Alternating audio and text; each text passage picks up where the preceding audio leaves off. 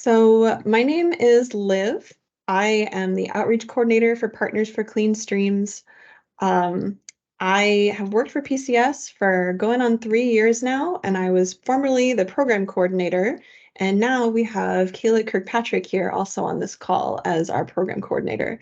So I want to thank you all for joining us this evening for the 27th annual Clean Your Streams. If you've got questions as we go along, it's really helpful if you just type them in the chat, and Kayla is going to read those out to me. There's also going to be time at the very end for questions. My goal here is to have us over and done by 8 p.m. Eastern, so I'm not going to take up too much of your time this evening. So I will get my screen shared.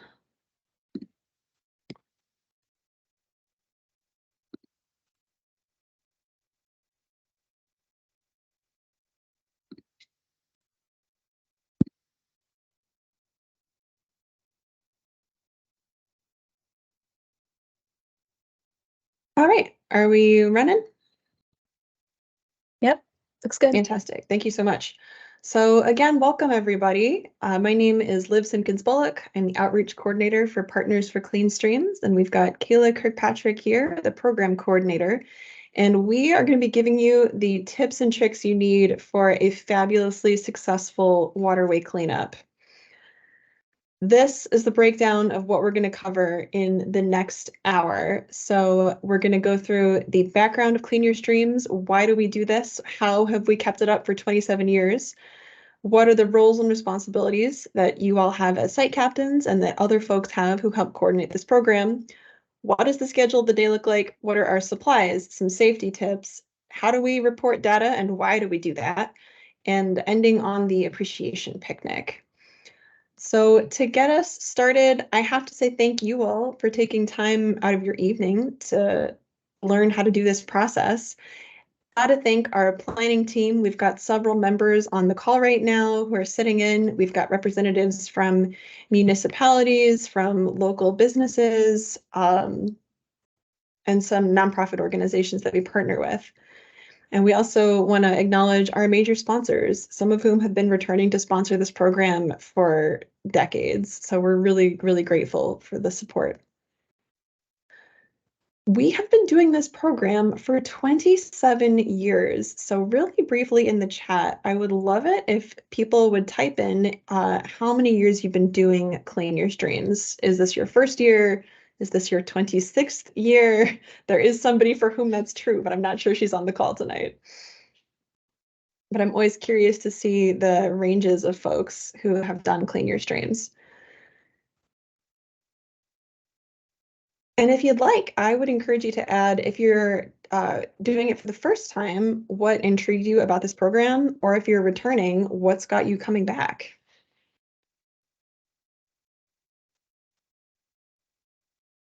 I'm going to look in the chat. You're all sharing my screen for a moment as I look in this chat.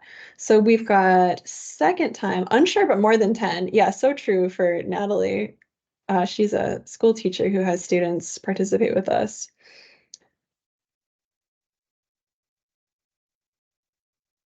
We've got a few first-time folks, and yeah, it is a cool thing to do students. 19 years is probably the top number we've got in the call right now from Bob.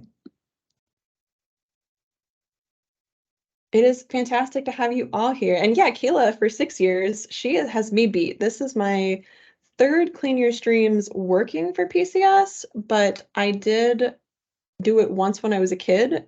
And frankly, I have somewhat limited memory of doing it. I wasn't fully aware of the context of the program. I just enjoyed getting muddy in a stream. And when you're a child, that's good enough.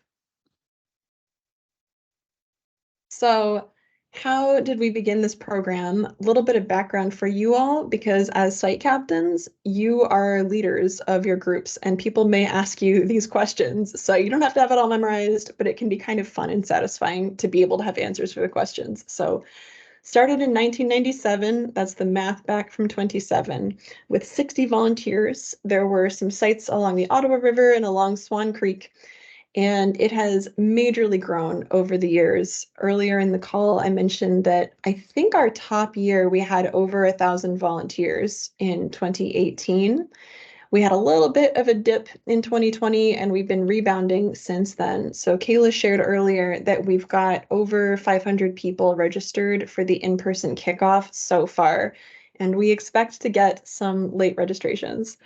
So looking just at last year in 2022, we had 652 volunteers. We got almost 14,000 pounds of trash, which is pretty incredible, marine debris removed from our waterways across 62 sites.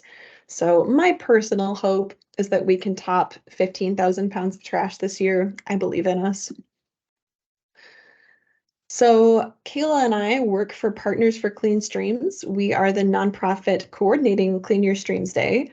We formed in 2007, so if you've been following those numbers, that means that Clean Your Streams Day actually predates our organization. We took it over from the Mommy Rap Committee. We have an office in Perrysburg, but we run programs all around the greater Toledo, Northwest Ohio area. And in short, one of our mottos is we get trash out of rivers and people into them. We have programs that run through all the warm months of the year, and we happily accept volunteer support and donations. We do a variety of things that are not just stream cleanups. So one of the biggest roles that we have is regional coordination and planning. We've been involved in habitat remediation projects in the past. We work with public education initiatives like Lake Erie Starts Here and Clear Choices Clean Water, and other kinds of community volunteer events that are not stream cleanups. So we run storm drain marking. If you've seen those fishing line recycling bins set up around Northwest Ohio, we're the organization behind those.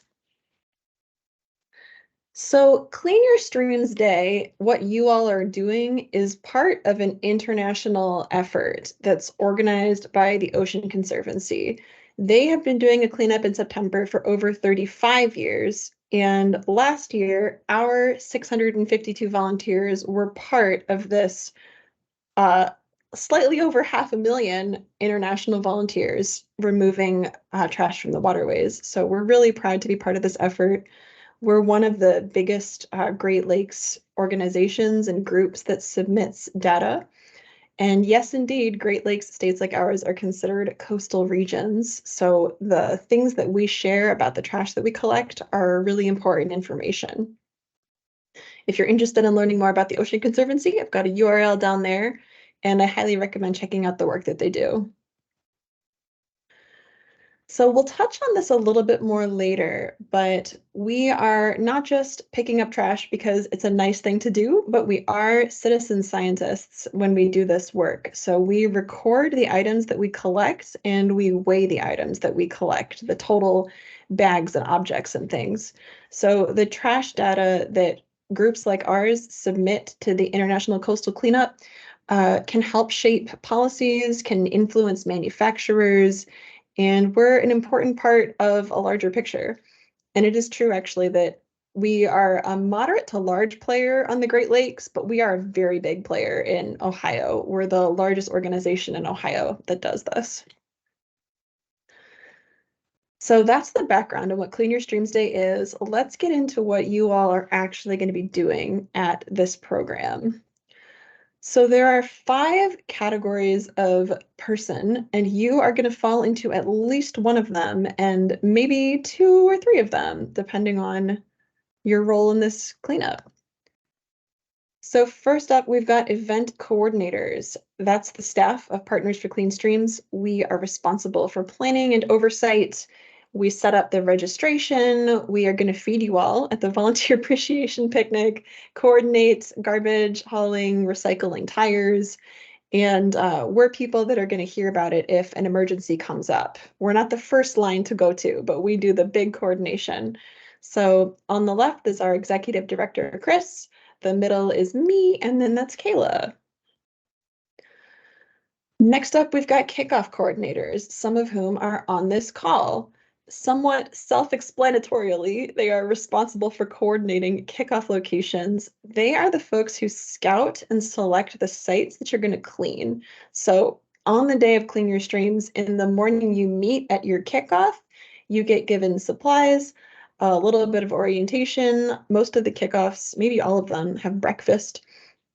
and then you'll get sent out to a site to actually clean. So your kickoff coordinators are going to be the folks who welcome and orient the volunteers.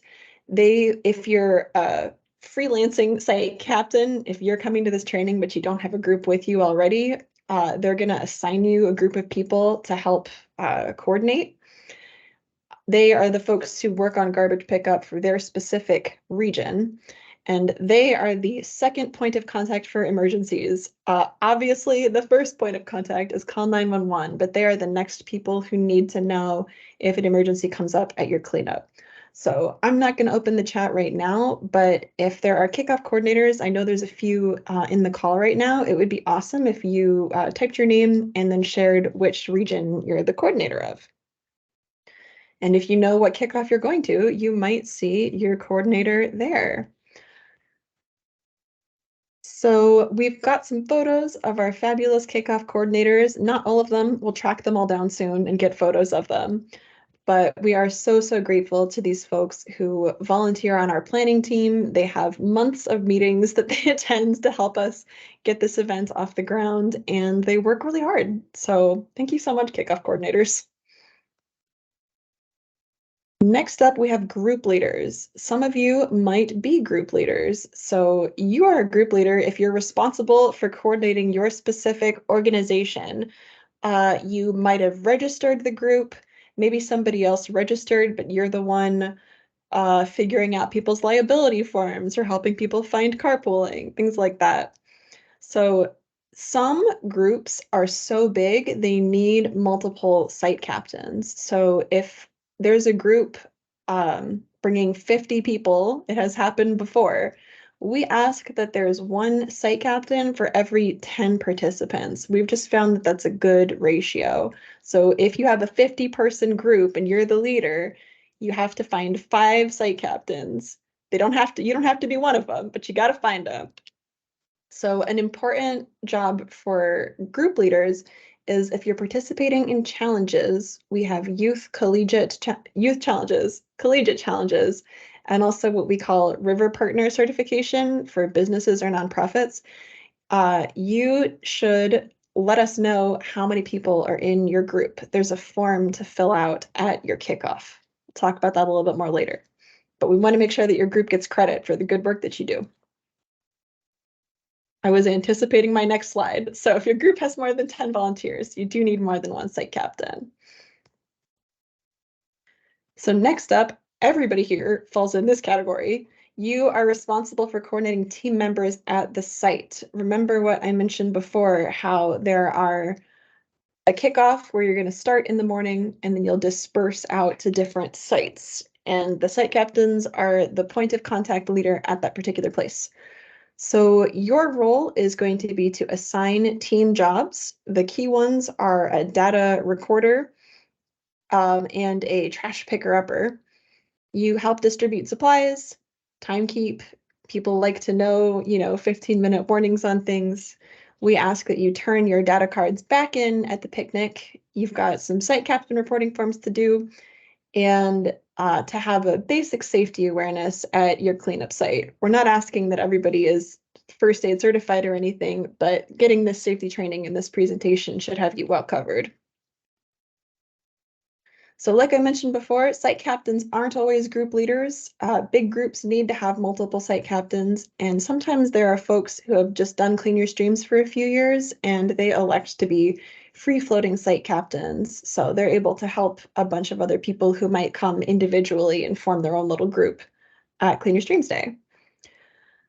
And another note is that site captains don't have to be data recorders, but you are responsible for making sure the data card gets filled out. So it tends to overlap. So like I mentioned before, key responsibility for site captain is safety. So you will get a little first aid kit among your supplies. It will probably be like a cloth bag or cloth fanny pack. Canvas is the right word. Canvas fanny pack.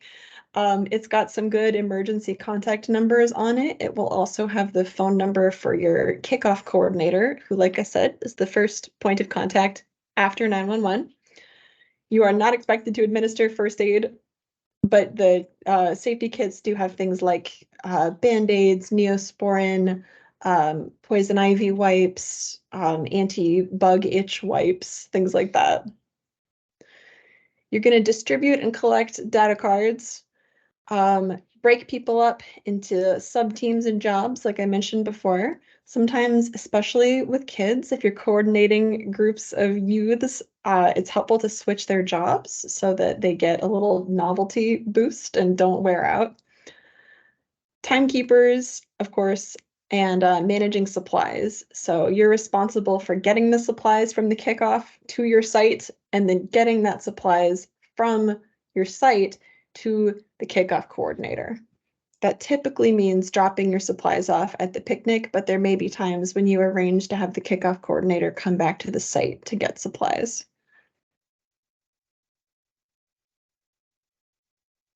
So, one more overview of everybody's roles together. Here's what we're all going to be doing on Clean Your Streams Day. So, event coordinators, that's the PCS staff, are going to be floating between kickoffs. Your kickoff coordinator is in charge of a regional area that is comprised of many sites. Group leaders are at a specific site, although very large groups may be split up to multiple sites. Site captains are at just one site. Team members are at just one site. So at this transition point, does anybody have any questions about the roles and responsibilities? You can feel free to type those in the chat, and then Kayla can either read out if there's a question or just tell me to move on if there's not.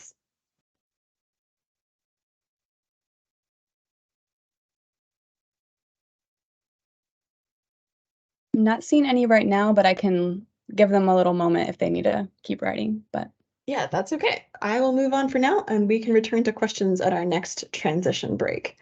So here's what our day is going to look like. I love the word approximate in the title of this slide.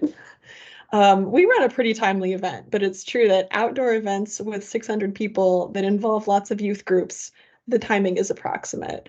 But we do ask that you arrive at your kickoff location on September 30th between 8 and 8:15 in the morning. That just really helps us start off well.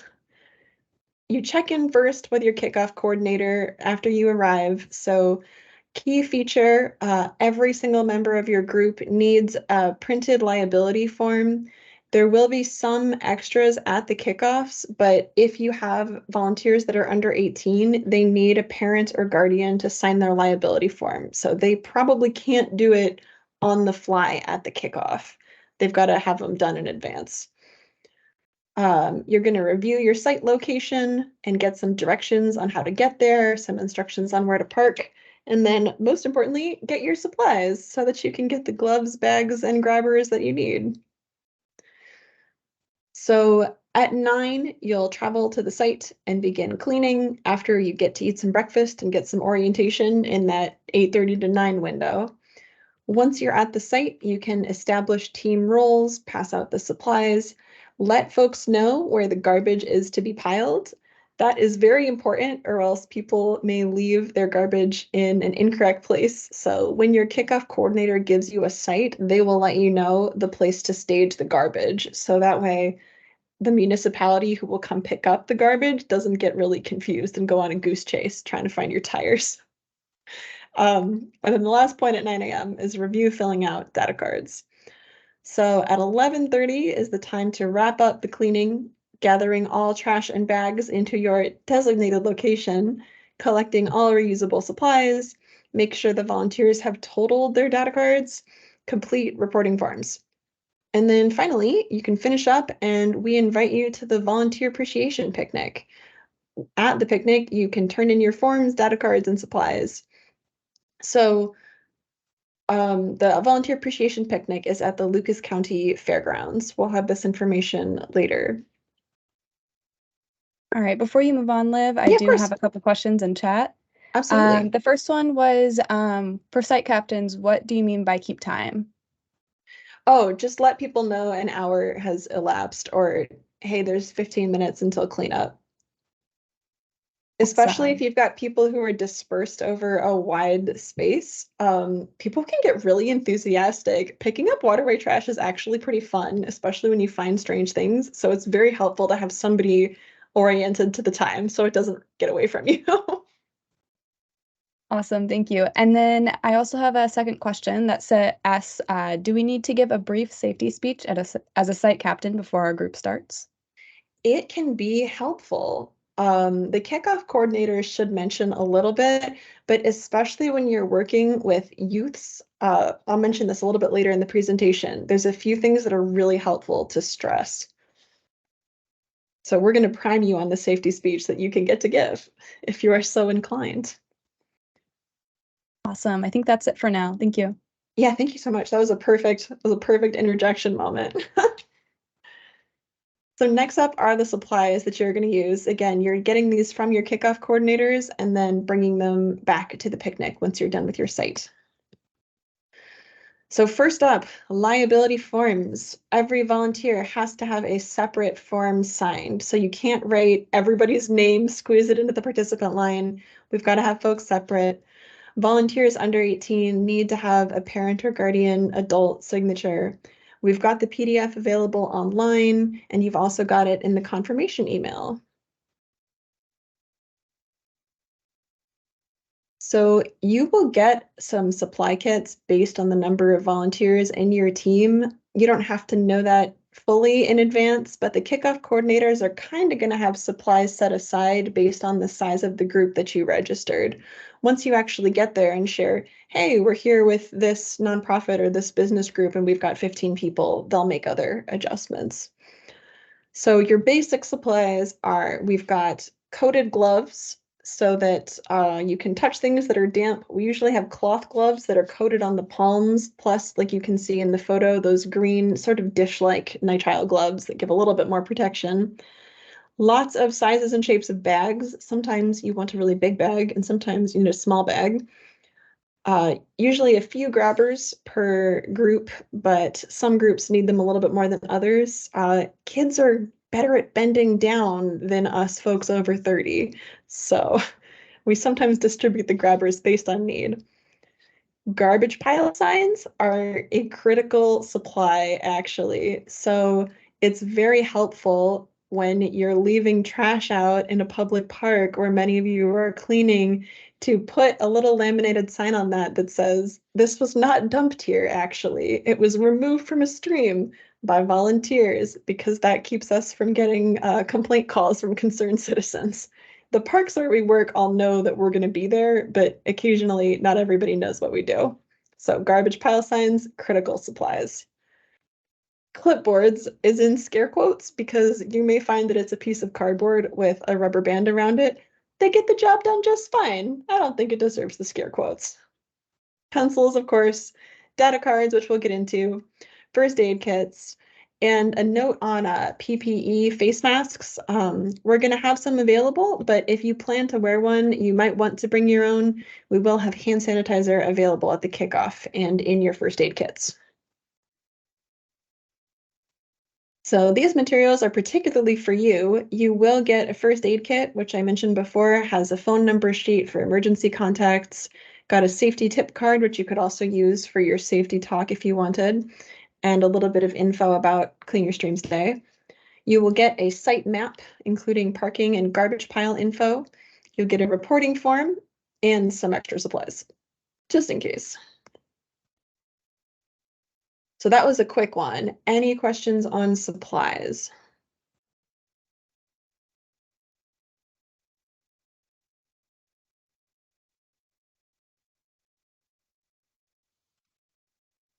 Not You seeing can tell anything there's right now, but I will let you know. Okay, sure thing. You can tell there's a bit of redundancy built into this presentation. That is by design because we humans all remember things better when we hear them a few different times. So now is the section where we're going to dig into safety. It was a great question earlier that if you all should give safety talks, it can be really helpful Some of the things that I'm going to go through here are going to seem very obvious to you probably as adults, but this is meant to jog your mind, especially if you're working with youths who might not be as situationally aware as you are. So don't imagine that I'm lecturing you. Imagine that I'm lecturing the hyperactive 7-year-old who is in your Cub Scout group that you're working with. So this is our number one safety guideline. If you're not comfortable touching something, don't touch it. This sounds obvious, but trust me, you get into a flow. It's very exciting picking up marine debris. You want to find the weirdest stuff or the heaviest stuff. You want to get more than your friends. You can kind of get into an automatic mind state, but keep your awareness around you and don't feel like you have to pick up something if you're not comfortable picking it up. You can mark anything with flagging tape, which is in the first aid kit. It's stretchy plastic tape, and let your kickoff coordinator know. We're going to go through some items that you might want to mark with flagging tape if you find. Obviously, wear the gloves that we give you, share the grabbers to pick certain things up, and it's really helpful if you isolate sharp items. So if you find broken glass, you can put that into a thick plastic Gatorade bottle or something like that. You can double or triple bag something before adding it to the garbage bag. That keeps not just you volunteers safer, but also the trash collection folks safer at the end of the process. Again, if somebody is seriously injured or needs treatment, call 911 first. Afterward, tell your kickoff coordinator. But the first priority is getting somebody real medical attention. So, like I mentioned before, watching what you pick up, being mindful of your surroundings, and not getting into an automatic flow are some of the top safety tips that we can give you. A lot of you are going to be on muddy creek sides or stream sides that might have steep banks, so paying attention to your feet. Really important to never climb on log jams, which we have a wonderful log jam photo below. Those are twisted ankle city. It is very easy to get your foot caught in one of those and wind up with something sprained, and they can also be quite loose, so you might end up falling through completely and getting wetter feet than you intend. So simply don't climb on log jams. Watch for poison ivy, wear long pants and closed-toed shoes. Bring bug repellent if sensitive. We have some supplies in first aid kits to deal with stings and poison ivy, but the best protection is just to be mindful of your surroundings. So, digging in, we've got some natural identification here.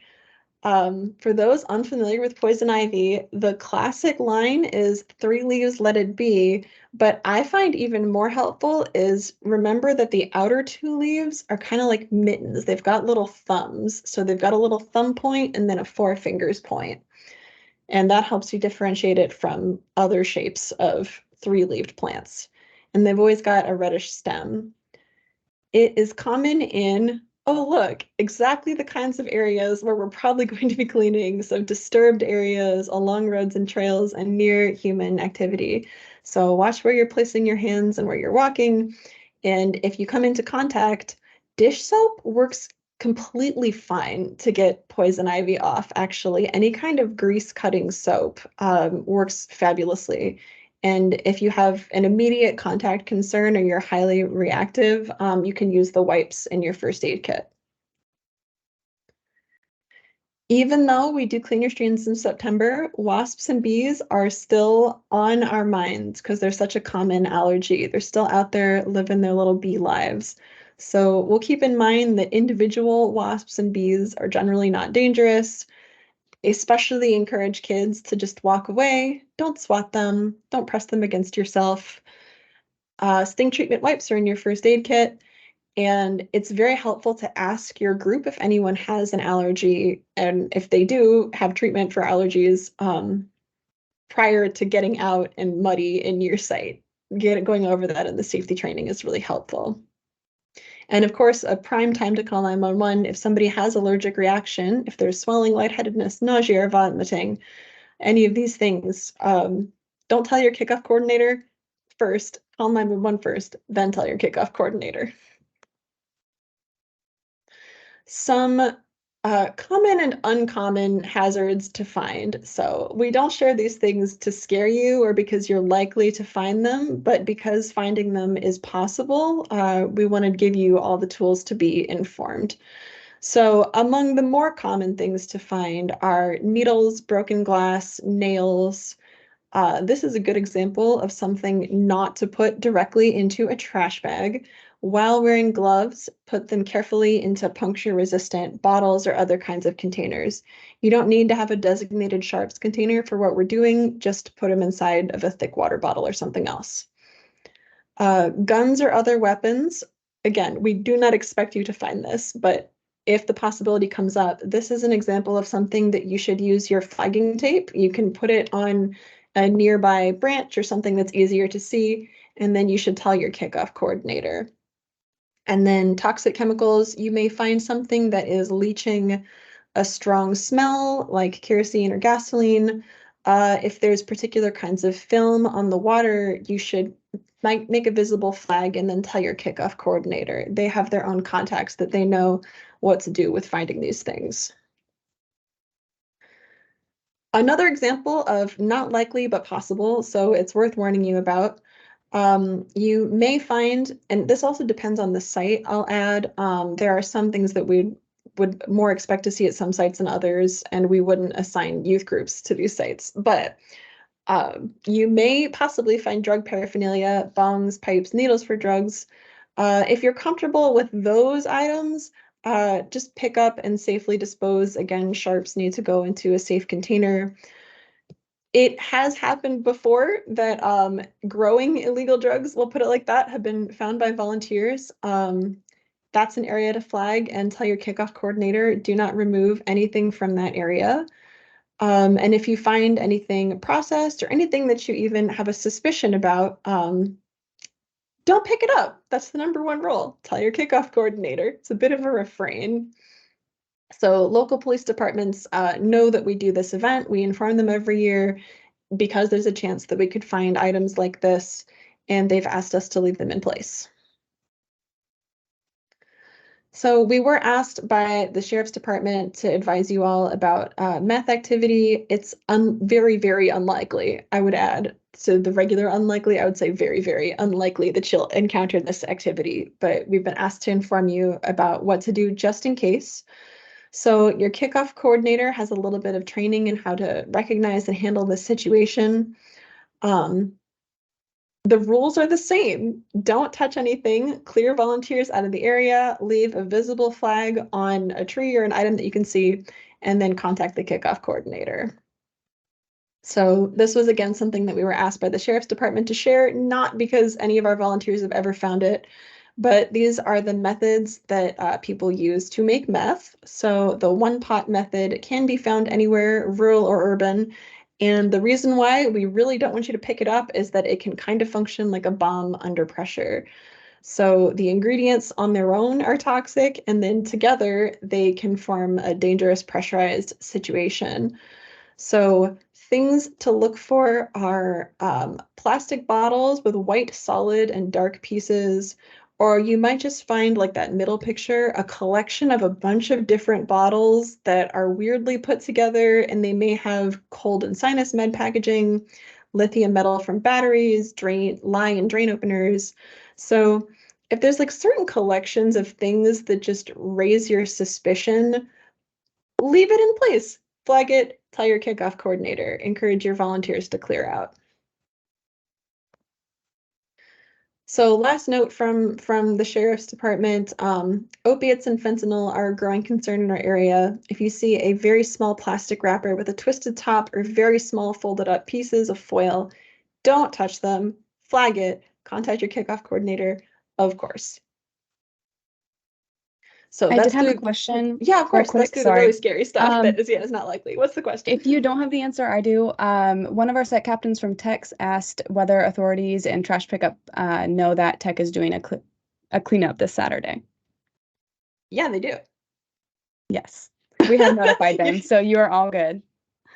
Yeah, the Tex Toledo Early College High School is a many years running participant in Clean Your Streams, and they had a schedule conflict this year, so they're doing their cleanups this Saturday, actually. but the rest of you are doing it on the 30th. So we're out of the scary stuff now. Now we're just into some other things to be mindful of as you find yourself cleaning.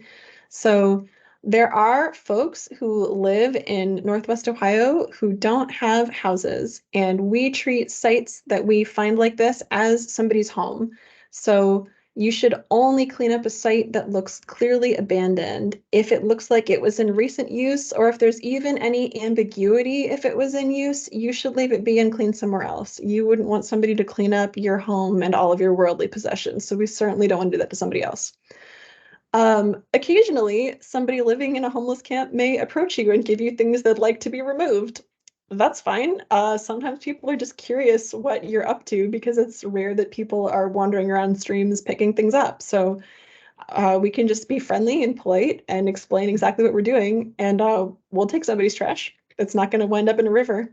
So you should always let your kickoff coordinator know if you need to leave an area without cleaning it up. If there's any circumstance in which you feel uncomfortable in an area, you don't have to stay there. You're not compelled. Just let your kickoff coordinator know if you need a new site or if you need to relocate for any reason.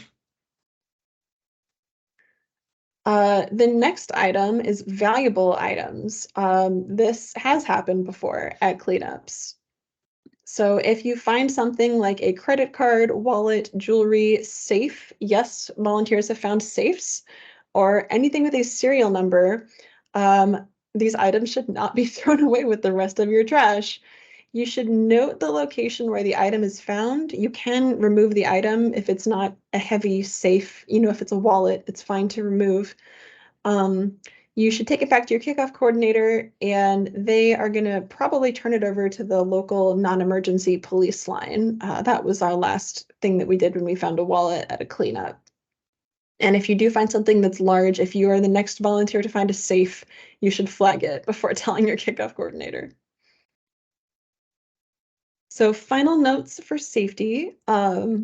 We ask that you have 2 adults per group when working with youth volunteers. This is similar to other organizations' policies like the Scouts. Basically, we want to minimize one-on-one adult and youth interaction to have more accountability and safety. And because it's 2023, we want to follow all the appropriate COVID-19 policies for your organization or group that are set in place at this time. There's not currently any restrictions, but it's worth keeping in mind. General advice for physical safety: don't work alone. You may have volunteers in your group who just get really keen and kind of wander off on their own, but please encourage people to work in pairs or work in larger groups if it's a group of youths and adults. Use the safety supplies we've provided. We're giving you gloves and grabbers. Why not use them? And the last note is, if you have any broad concerns or issues about safety, the right person to contact is our executive director, Chris Patterson, who you can reach at executive.director@partnersforcleanstreams.org. And that email address is also on our website. So this is our overview of what should go up the chain for safety. I think this is our final safety note here. So if you find broken glass and pocket knives, personal protective equipment, syringes and hypodermic needles, you don't need to tell your kickoff coordinator. There's a space for those on your data card. You could also write them in particular if you want to, like list them out, but you don't even have to. One-time discarded drug paraphernalia. So an example of this would be if you find a bong. If it's not a meth lab, you just write it on your data card. If there's a valuable item, anything with a serial number, credit cards, or jewelry, contact kickoff coordinator by the end of the cleanup and then hand it off to your kickoff coordinator to give it to the non-emergency police line. And then the last set of things are things to tell your kickoff coordinator about immediately. And again, you can find their phone number in your first aid kit. And those are anything to do with meth labs, opiates, or fentanyl, any items that might pose an immediate threat, like chemicals letting off gases, if a volunteer has a medical emergency, including a severe allergic reaction, or if you find a weapon like a gun or a knife. So we'll now calm down and look at this data recording duck, but are there any questions about safety?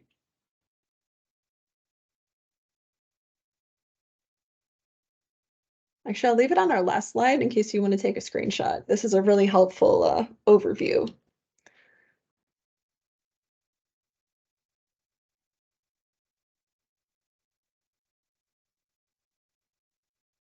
Well, people are screenshotting. I'll let you know. I haven't seen any messages. We do have one person typing though, so I'll Yeah, give them sure. a second. No problem. I'll just repeat one more time that we have not found some of the more dangerous items here. We just want to be cognizant and be as responsible as we can be.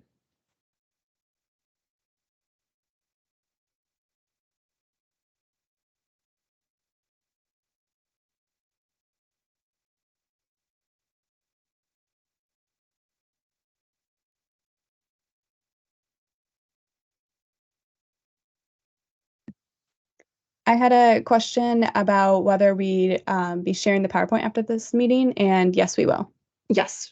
I will send out an email soon with both the recording and the PowerPoint itself. Thank you, Kayla. She is so on it. So, side note, I took this picture. It was at a really beautiful cleanup on the Maumee River. There were two ducks that were just hanging out with us. It was at Otsego. So, this is an important part of what we do before I move on from this slide. So, like I mentioned earlier, it's a lovely thing to do to pick up trash. It improves our community pride in our waterways. It keeps our water safer for animals and for humans. But we don't just want to pick it up. We want to learn what it is that we're removing. And to do that, we report data. So, why do we go through the trouble of doing this? Four big reasons. We want to measure our impact and the difference that we make. We want to compare marine debris from site to site and year to year. Side note, although we're in the Great Lakes, we still call it marine debris. That's just the term. We want to learn how to best target removal, prevention, and education strategies. So, for example, our prevention strategies are going to be really different if we find a lot of single-use plastic waste or if we find a lot of large-scale illegal dumping. And then finally, we want to share our results with other organizations, government agencies, and companies. We can say, hey, we picked up a bunch of trash, and they'll go, that's cool. But if we say, hey, we picked up 15,000 pounds of trash over 24 hours, that's going to get people interested. So how do we actually use this cleanup data? We want to understand area trends. So like the trend I just mentioned, we now find much more single-use plastic than 27 years ago, which makes sense based on how our consumption habits have changed. But on the good news, we have less large-scale illegal dumping in our area. So we're not going out into the woods and finding appliances or toilets or giant piles of tires quite so often as we did in 1997. So we want to share data with our local jurisdictions. They're very interested in what people find in our waterways, in their specific waterways especially. And we tailor prevention and education methods to what is being found, where we're finding it, and how it ends up there. So there's a difference between, for example, escaped trash that washes into a storm drain from trash cans that aren't covered properly versus illegal dumping of tires. So then regionally and nationally, we use identified trends to inform policy and funding decisions. That's groups like the Ocean Conservancy, who we report to, who do things like that. And they work with companies to change packaging and disposal methods to reduce the debris in our water. So how do we actually record data? Well, we have these fantastic data cards. This is preferred for Clean Your Streams Day kickoffs just because they're universal for everybody. It gets submitted in the exact same form. They have very little user error. We find a good system works to have 3 to 4 people cleaning up per one data recorder. If there's more than 3 or 4 people calling out the items that they remove, it can be quite overwhelming. So post cleanup, you're going to want to turn in your data card and your site captain reporting form to your kickoff coordinator. We also use an app called CleanSwell that I'll say a little bit more about later, but there is a digital version of a data card, which is a good option if you're doing a remote clean on your own kickoff.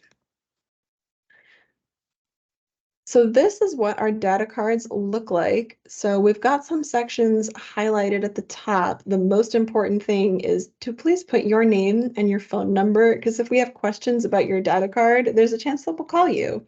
And it's also helpful for organization purposes to know who's doing what. So you definitely want to fill in the name of your site. If you don't know what it's called, you can ask your kickoff coordinator, or you can put the nearest road or the waterway. All those help us a lot. Oh, I've highlighted these sections here now that I've explained them to you. So we've got our top section with our kickoff coordinator, site captain, and data recorder, and then we've got our site information section there at the bottom. So in this middle section, you'll see in a moment, the back has many categories of items, but this middle section lets you list things that don't fall into these categories, and it can often help us understand the weight of your trash better. If you say, oh, we didn't have a category for this, but we also found a bunch of broken wooden furniture and a washing machine, which absolutely happens. So we do have some estimates to help you with the weight of your trash. We are providing as many small scales as possible to different kickoffs. So fingers crossed, you should all have access to a luggage scale that you can use to hook your trash bags onto, and then it'll tell you how much your trash weighs. So you won't have to estimate, you'll know for sure. We've got some encouragement to please share photos with us by social media or email, and more on challenge competitions for photos later. But I will be working remotely at this time, and I will see the awesome photos of volunteers working and of strange finds and share those on social media if you give us permission to. I do have a question real quick. Yeah, Sorry of to cut course. you off. Not at all. So we got a question about how many data collectors one team leader would be. Would it be 3, 2? How many would they? Depends on the size of your group. So if the general rule of thumb is 3 to 4 picker-uppers per recorder. If you have a group of 10 total, that's probably 2 teams, and each team has 1 recorder, 4 picker-uppers. Does that make sense? That makes sense to me, but I'll double check with them to make sure. Yeah. So yeah, a group of 10, you'll probably all go to the same site, and then at that site, you can split into 2 sub-teams. And then maybe one person goes up the stream and one group goes up the stream, one group goes downstream. All right, perfect. Thank you for confirming that. Yeah, of course, that's a great question. So you're going to use tally marks in each of these many categories and then total the tally marks at the cleanup at the end. That is super, super helpful to us because everybody is better at reading their own handwriting than making somebody else read their handwriting, right? So please, please total your data cards. If you have multiple groups that have collectors and recorders, make sure that those data recorders total their categories. So it might not be you who's doing it. We, believe it or not, go through every single data card, no joke, not fooling around, and we input them into the Ocean Conservancy's TIDES database. The easier you make this for us to read, the happier we are. We are just 3 human beings who have to look at many pieces of paper. So we love it when you use your best handwriting. So down there at the bottom, you can use that section to check your results. And then we've got a weight estimation guide. And then remember to record any items not in these categories on the front. Brief note on the CleanSwell app. Don't use both because then your data will double count and it will confuse us why there are 2 different submissions from one place. Like I said before, if you've registered for the remote kickoff, it's a good option to do. So when you start the cleanup, you share, I find this app pretty intuitive, but I'll go through it briefly, which is you share the number of people. When you name the group, it's really helpful if you call your group CYS27, because that way we know for sure you're associated with us. If you do it during the remote week and you're in Northwest Ohio, we'll probably count your data, but we really like knowing you're for sure associated. So from that middle panel, you can see that it's laid out much like a data card. You have broad categories, and then it'll open up the categories to show you examples inside. And then all you have to do is tap the tiles to get things to appear in the categories. So it's just like, excuse me for moving on, it's just like a paper data card in that way. But at the end of the cleanup, you just hit the submit button and it will show up in a database. Note that we actually cannot see the email addresses submitted.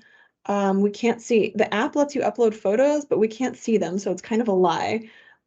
So we don't always, if you don't put anything as your group name, that's the only field that we see, like information wise. We don't have your username or anything. So you have to put your group name in for us to know who you are. So another note on CleanSwell is that it can't estimate the weight very well when you need to record large and unusual items. You, a human being, are much better at estimating weight. So you should manually adjust the weight before the end of the final submission. And you've got to hit submit for that data while you're on site at the cleanup. Otherwise, it will record you as your cleaning time during your journey home. So it will tell us, wow, this person cleaned 30 miles, but you probably didn't. You just drove 30 miles to get somewhere. So end the cleanup in location. Notes on garbage hauling, which we touched on a bit earlier, but if you find something way too large to move, these guys in the photo are intrepid, but if you don't have two grown men willing to move a water tank, it looks like, don't bust your back doing it. Just flag it, record it, and tell your kickoff coordinator. There may be a circumstance where you have to pile garbage someplace other than designated. If there's a bunch of really heavy things that are at the bottom of a stream, this is another thing to note and tell your kickoff coordinator. But as much as possible, please put garbage in the designated sites. Tires are kept separate because we are going to recycle tires. And at the time that we made this presentation, we thought it would be with this program, but actually it's going to be through a grant with the Metro Parks and through some municipalities that are donating tire recycling to us. So thank you, City of Oregon, City of Toledo, and the Metro Parks. The appreciation picnic section is really brief, so I'm going to go through this and then save other questions until the very end because I want to keep to 8 p.m. for those of you who have to leave right on time. So appreciation picnic. We've cleaned everything up. We recorded our data. We piled our trash to the designated location. It's time to take our supplies back and get some free food. So to thank you all, we offer free food. We'll have pizza, breakfast foods, fruits, chips, good stuff. We have beautiful Clean Your Streams t-shirts. This year they are forest green with lime font, and I think they look really cool. And we've got an incredible selection of door prizes and raffle prizes from local businesses. So highly encourage you to participate in that. So at the picnic, you drop off your supplies. We will have education tables from various local partners that share creatures and facts and activities for local waterways. We will have youth challenge competition winners announced. So if you're part of a youth group, you submit your challenge data here, and then we'll tally it all up and then see who the winners are. You should absolutely be part of the group photo, and you just have a fun time. Recommend the picnic. Brief note on challenges. There's lots of information about this on our website, but for youth groups, you have categories of most volunteers, greatest number of trash bags, awesome effort for the largest average number of trash bags per person. Similar challenges for collegiate groups, only we know that a lot of college students can't come to the picnic, so we will take your data from your data cards and then determine winners after Clean Your Streams Day. And then we also have photo challenges. So we really encourage you to submit your best before and after and strangest find photos. We got some awesome submissions last year and I want to keep it up. Our last feature of challenges is we do recognize businesses, nonprofits, and other groups. So when you check in at your kickoff, let your kickoff coordinator know that your group name and how many members are participating, and we can give you a certificate and feature you on our website as a participating group with a fun little title like Watershed Warrior or Creek Crusader.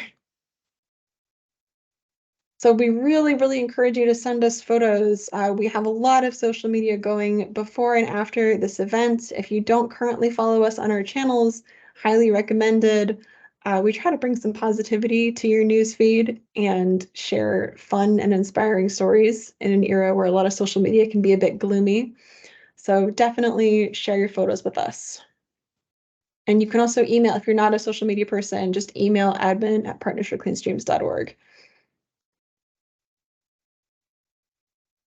Final reminders, and then we'll open it up for our last questions. Thank you all so much for your attention this evening. So liability forms are critical. All volunteers must complete them.